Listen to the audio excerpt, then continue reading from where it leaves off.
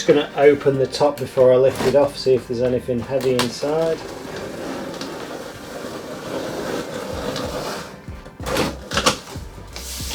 And there is. New for 2024, I think it's got a pedestal stand with it. And these are parts of it. Plastic cover for the neck, remote and instruction book pack.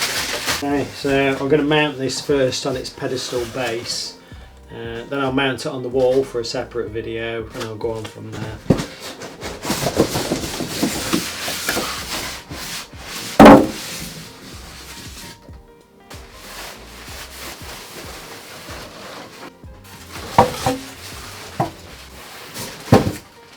So, pedestal base there, hiding in the poly. Not sure if that's some sort of plastic cover plate in the back.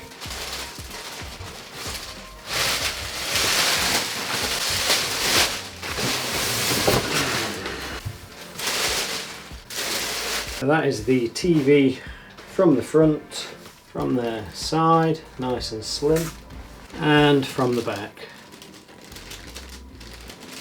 Included accessories, couple of packs of machine screws there, I think M6 and M4, cable retention clips or cable guides, quick setup guide, magic remote which I'll get close up of, AA batteries, IR blasters, 3.5mm jack plug there into the back of the TV, 2 infrared emitters there.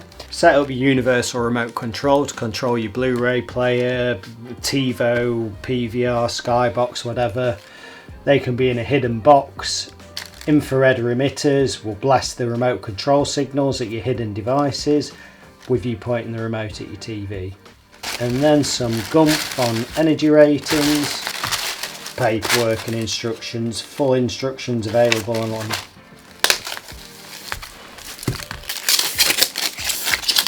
LG Magic Remote, power on and off at the top, channel numbers, guide button, audio description or subtitles button, volume up and down, channels up and down, mute, voice command, home button, input or source list, back button, settings button there, hold it down, it'll take you to all settings. You've got a scroller wheel there so you can scroll up and down menus or press it in as the enter or OK button.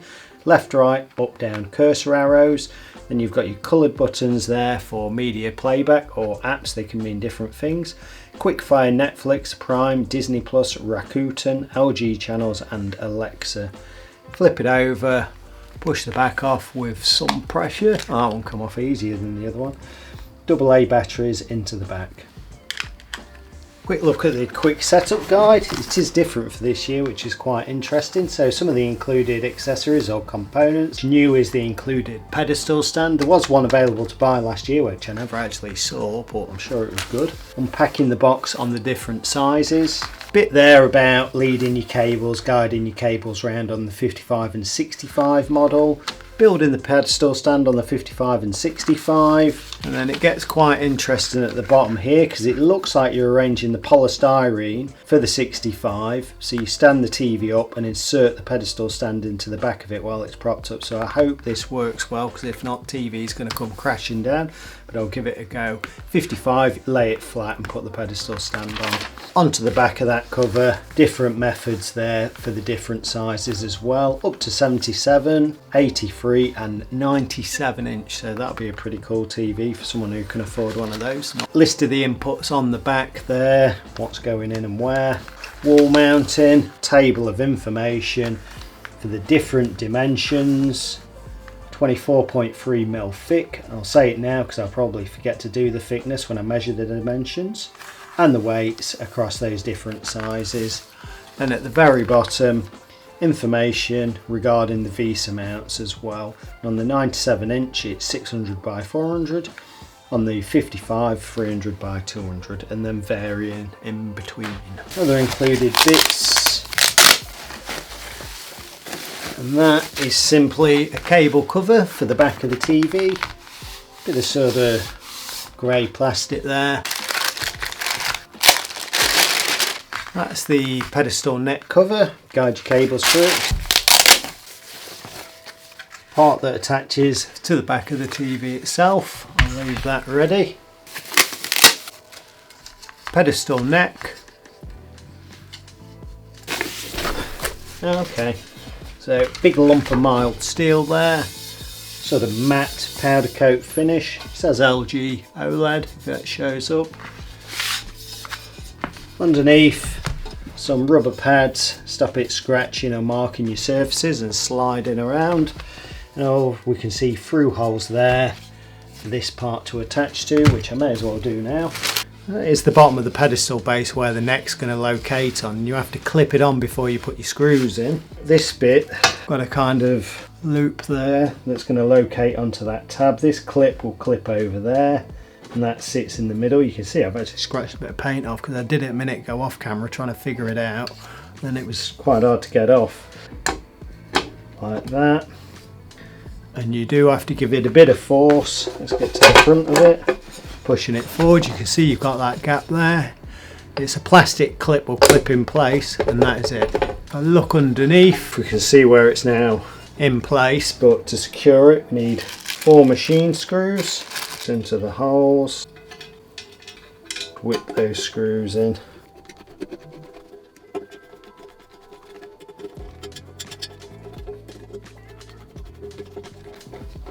Bro. Okay, so that's that part assembled, and I do notice on it a couple of different height arrangements there. So this is the part that's going to be on the back of the TV. 2 hooks there, 2 different heights. I guess it's for if you've got a sound bar. So if you haven't got a sound bar, it's low there. If you've got a sound bar, higher up, gives you space for a sound bar underneath the screen. Pretty cool. I'm going for the lower arrangement, which will hook on there. And then through the back, 4 more holes there to drop 4 more bolts in. We whip those in.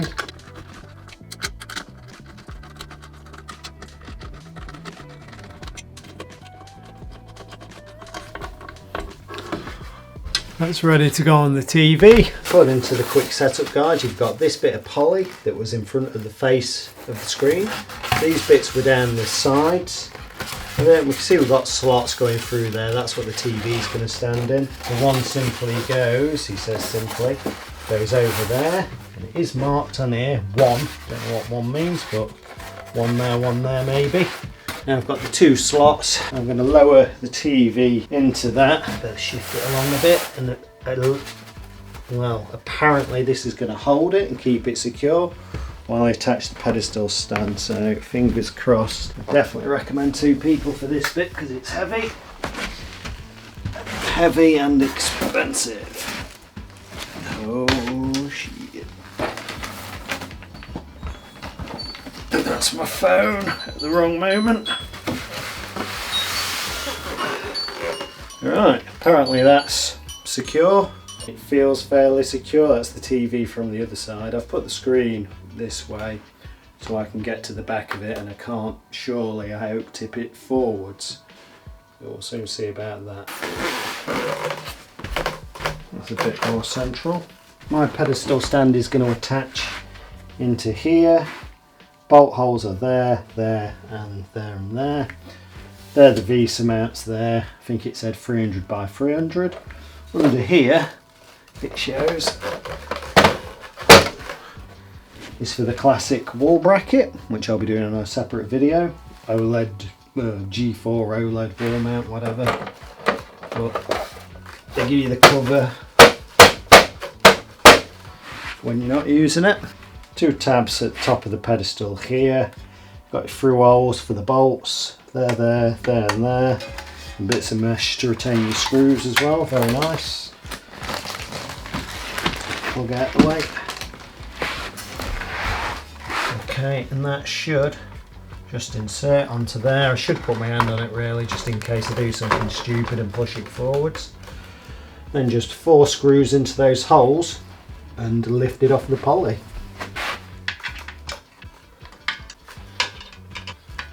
Quickly wind those in.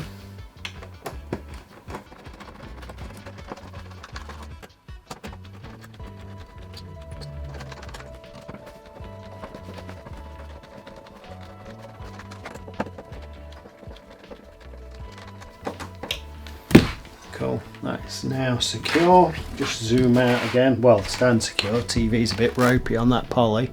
And then I guess you just lift it off the poly, sit it on its stand.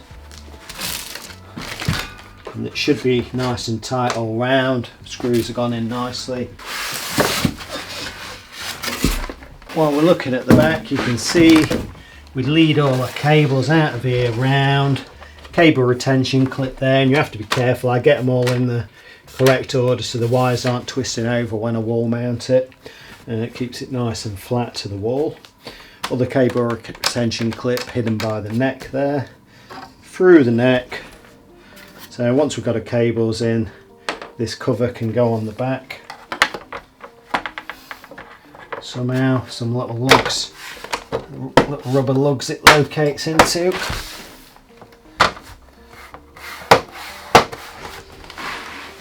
Nice. Cables through here, down there, and out, and another cover there. So from the back, it will look nice and tidy if your TV's up against a bay window and you see it from the back. Nice and clean and neat. Quickly looking at the connections running down the side. We've got USB 1 there, HDMI 1 and 2. HDMI 2 is enhanced audio return channel, so HDMI from there to your soundbar or AV receiver will pass the audio back from the TV and it will control it from the TV remote. Then we've got 2 more USBs there, so 3 USBs in total. HDMI 3 and 4 HDMIs in total. LAN or wired internet, digital optical audio out there, antenna in and satellite in, and we've got the port there, 3.5mm jack socket for that IR blaster cable to control hidden devices. Dimensions, it's on a stand, so that's different for this year. Get the stand width to start with, 48.5 centimeters or 19 1/8 of an inch in width. Depth of that from back to front, I'd say 264 millimeters or just under 26.5 centimeters, 10 3/8 of an inch. From the whatever it stood on to the bottom of the screen, 4.5 centimeters or 1 3/4 inch. To the top, I'd say 86.5 centimeters or 34 1/8 of an inch. Width of this 65-inch model, 144 centimeters or 56 3/4 of an inch. And thickness was, I think it was 24.3mm. Looking at the TV from the back, it's got a 300 by 300mm VESA. From the bottom of the TV to the centre of that first VESA mount hole, I make it about 216 millimeters. And then obviously we've got the other special wall mount under that flap. TV is now wall mounted. That's on a separate video because it's going to be long and I'm knackered. I'll just do the peely before I turn it on. I can get it off. Ooh. Nice immaculate screen underneath.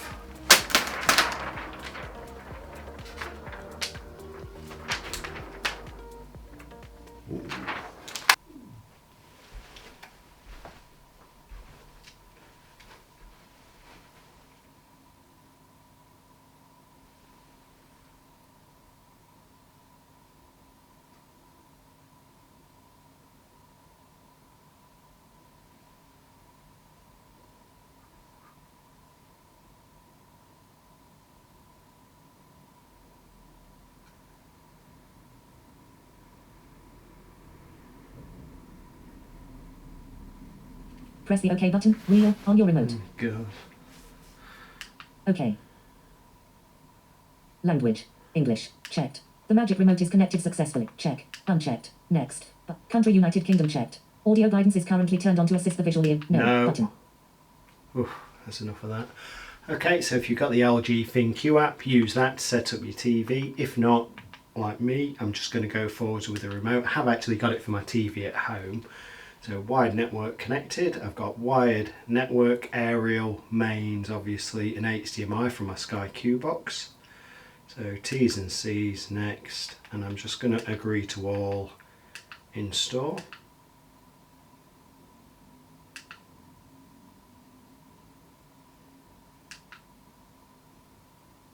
So set-top box and TV.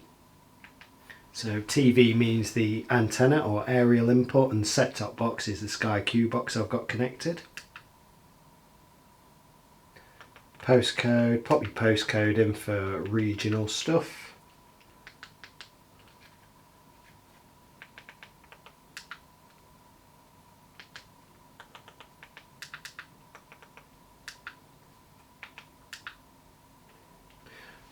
To optimise the stand, how is it installed? This is installed now wall mounted. So AI Sound Pro and AI Picture Pro will look at the content you're using and optimise the picture and sound settings to give you the best possible results. But for the demo, I'm going to leave that off. Always ready will give you a screensaver when it's in standby. We'll use more electricity, might look pretty in the background. I don't use that, but up to you. Automatic software updates, that can be a contentious issue as well. Some people like that to not be on so they can read what the update is first and then install it.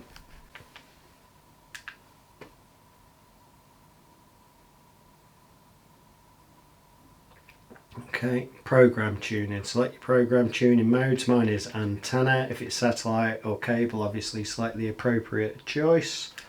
And I'll be back in a few minutes. Digital only search or smart retuning. So digital only skips any analog broadcasts, which we haven't had in the UK since 2011. Smart retuning will just replace missing channels, but this is the first time tuning. And then back in a mo.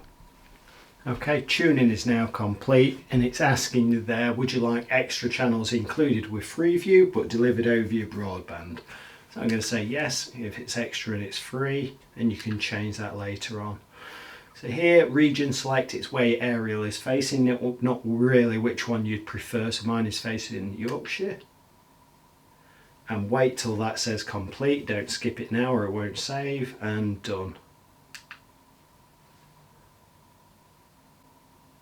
Universal control settings, I don't really want to do that at all. It's saying no device connected, so it's not seen my Sky Q box yet, which I'll sort out in a moment. So I'll exit that for now. And I'm not keen on the universal control either. If I've got a separate Sky box, I'm just going to use the Sky remote. So you can sign in there to your LG account, which you'll need to do if you want further apps from the App Store. At the moment it's in store anyway, so I'll leave that alone and skip.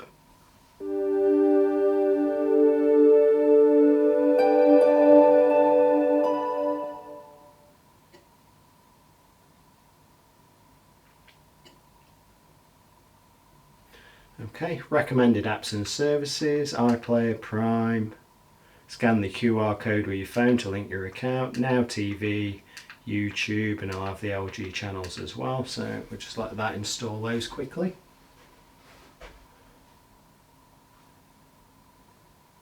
Turn on via Wi-Fi, I don't want to do that. You can cast a video from your phone, it will turn your TV on and go straight to YouTube.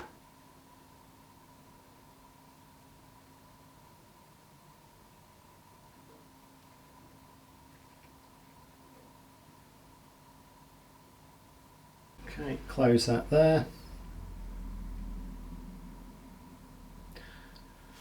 Brill, so you've got some hints and tips here which I want to ignore. Okay, so we're on energy saving settings, not going to change anything. I'm going to go straight to retail mode, try the demos out before I do any settings, because after you've done retail mode and gone back to home mode, it will default all the settings again. So onto the settings. And I've forgotten where it is straight away. Okay, down to support, store mode. And now I'm going to go store mode. And yes, I'll just sort my camera out because that's going to come out really bright. So anyway, onto the media player, onto the 4K HDR demo.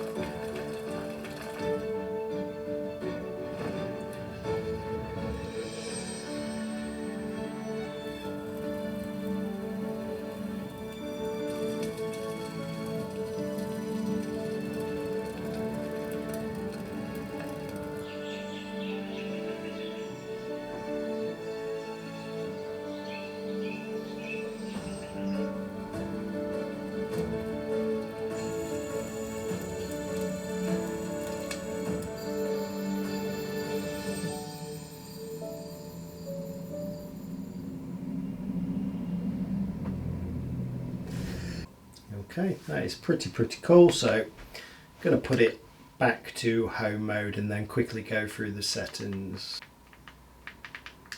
Into the settings, GOG, all settings, down to support, home mode. Okay, so under support there, obviously I went to the home or store mode, TV info, so software update there. You've got auto update on or off. A lot of people leave it off, like I say, and then you can manually go download and install. And under general, on external devices, you've got HDMI settings there. So CEC turn on. Dolby Vision PC if you've got it, and you've got your deep colour settings when you've got devices plugged in, although it does automatically come up on the TV and change it for you if you've got PS5 or Sky Q, anything that uses 10-bit or more. Okay, what else? That's it. So under energy saving there, it's on auto. I'm going to turn that off because it sacrifices the picture to save a few pence on electricity. So that is now off. Auto power off at home, I've got it set to 2 hours, so if the kids leave it on with no activity, it will turn itself off. In store, I'm going to turn that off altogether. Okay, what else we got? System, additional settings. So home settings here. Also on the power on screen, I want it to go to a recent input, not the home menu every time I turn it on. So if I was last on Freeview or Netflix or whatever, it would go straight to that when I turn it back on after eating my dinner. I've turned the AI tips off on the settings, but where was that? Have a look, general. Oh, there we go. So under general, AI service, you've got there AI Picture Pro, AI brightness settings, AI genre selection, sound pro. These are looking at your content and optimize it. Acoustic tuning, tune it to your room. I use an AV system, so that doesn't apply to me. AI recommendations and so on. So I've got those all turned off myself, but up to you at home. Sound settings on advanced. If you've got a sound system, it's probably greyed out because I haven't got one connected. But digital sound output set what's correct, so on mine it will do Dolby Digital and so on, and I want it set to pass through. Then if I'm watching Netflix, Dolby Atmos or anything like that, it's going to pass it out the TV to the sound system or sound bar in the same way. So I'll get that Dolby Digital out my speakers, so if it's coming out your speakers in stereo sound, that should be set to pass through. Also eARC support if you've got an older AV receiver and it doesn't have enhanced audio return channel, make sure that's turned off, otherwise you'll get funny distortion on your sound and so on, because I found that one out as well. And on picture, I'm just going to put it on standard for the demo. And I'll sort my brightness again. There we go. Okay, so picture and sound are on standard for the demo.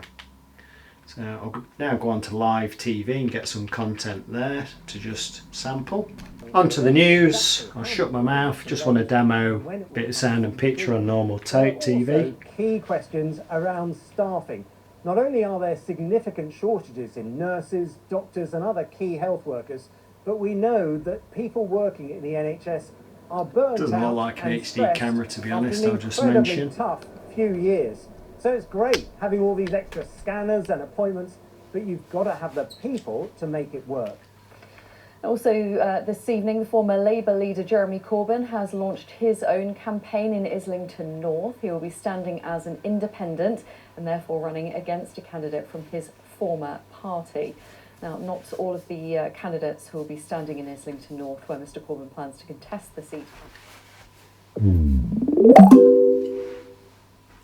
Quick bit of sports.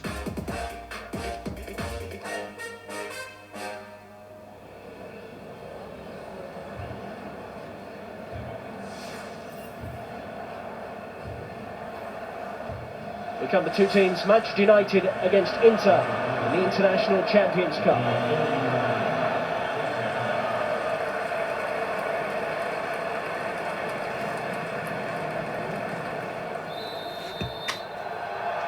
Manchester United face Inter Milan to Pogba. Sure, they're encouraging him to shoot, and he will have a go.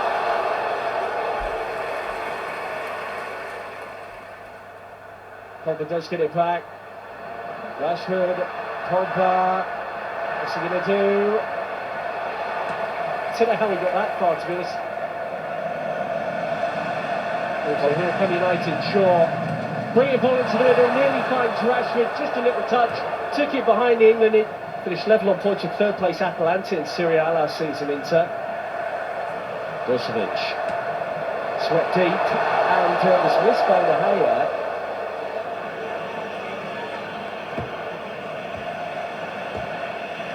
And it goes towards Gallagher.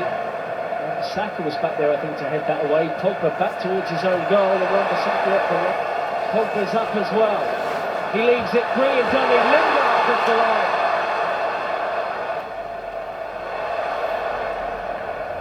Brilliant skill from Pogba. Where's he going? Wonderful. Why not? Good save from Handanovic. He's right. Shaw. Did well when the party was exiled from the team.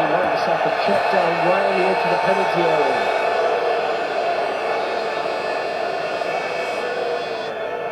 Milan just floating this in now, I'd expect. By Young towards that corner. Handanovic forced into a save.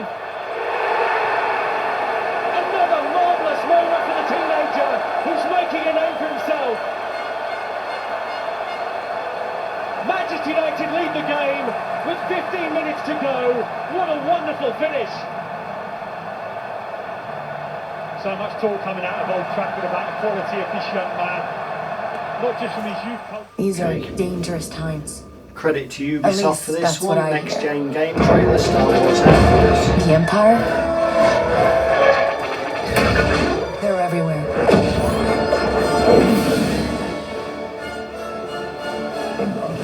But the world here belongs to the syndicates.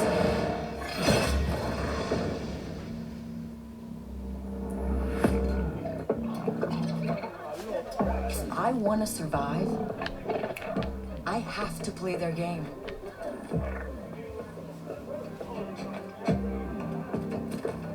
Looks like I'm all in. She's in here somewhere. On second thought, I'm out.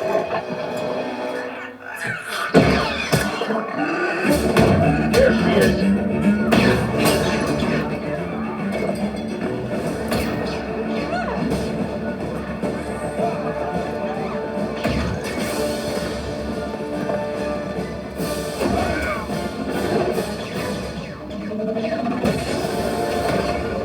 I've been held back my whole life.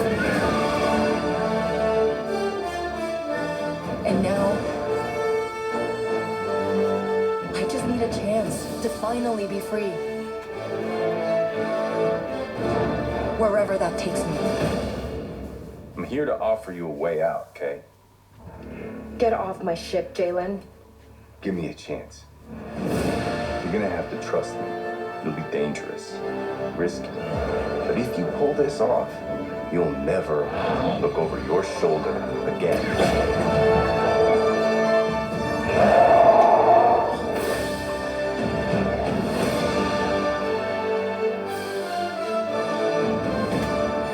The underworld shows no mercy. But it's a big galaxy out there, and I'm gonna risk it all.